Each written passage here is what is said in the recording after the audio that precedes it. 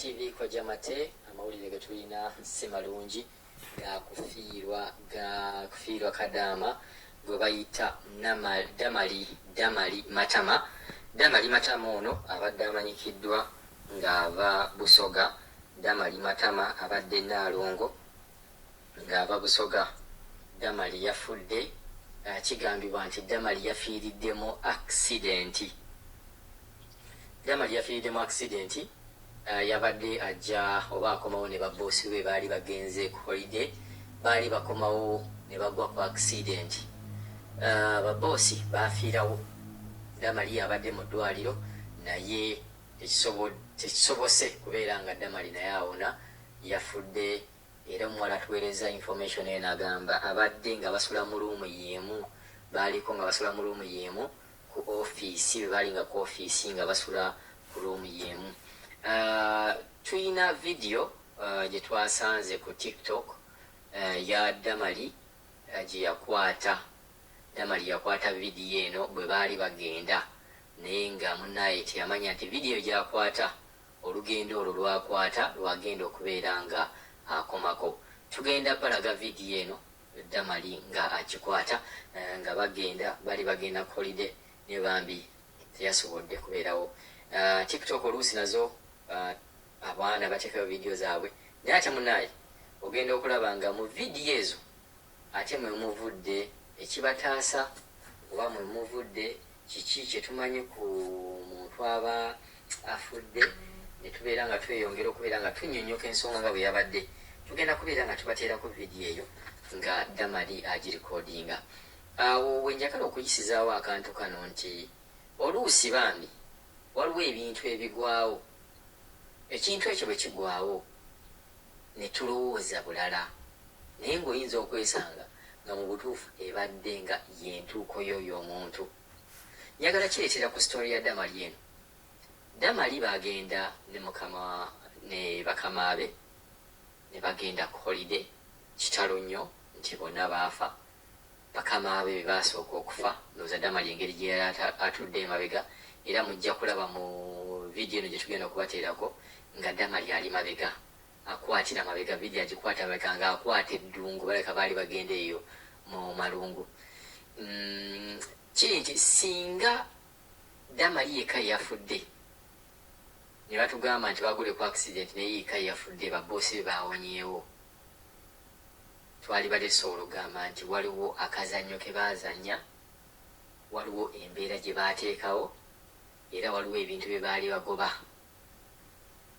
Nti tumanyi nti waliwo engeri abantu bano gye baframingamu abantu, ne babeera nga bwe twagamba nti no basobola okubajjamu ensigo bwe bati. Waliwo n'omuwala era yafiira mu accident, era amawulire gaavaayo ne bagamba nti accident eyo yali instaging, tebyali bwe bityo. Nti oluusi tukize tugaane nti oluusi mubeeramu ekintu nga ebadde entuuko, ng'era omuntu kiri nti omuntu ajja kubeera ng'afiirawo. Nti tulemenga kupapa n'amawulire, kyobola nga mutusukumira amawulire naye tusooka ganoonyerezaako. Twafunye amawulire ono Damali ne batubuulira nti yabadde amaze okufa ng'afiiriddemu accident eyo, naye ne tugamba tusooke tunoonyereze ddala ekintu kino kyabadde kitya. Okwo nno kwe twagwiridde ne vidiyo gye yagenda ng'alikodinga, bwe baali bagenda n'abeera ng'alikodinga. Tugenda kubeera nga tubateerako vidiyo eyo mubeere nga mugiraba, naye nga mumanye nti ebintu ebimu bibeerawo n'ensonga. Katugende ku vidiyo eyo Damali gye yali alikodinga, era mwetegereze.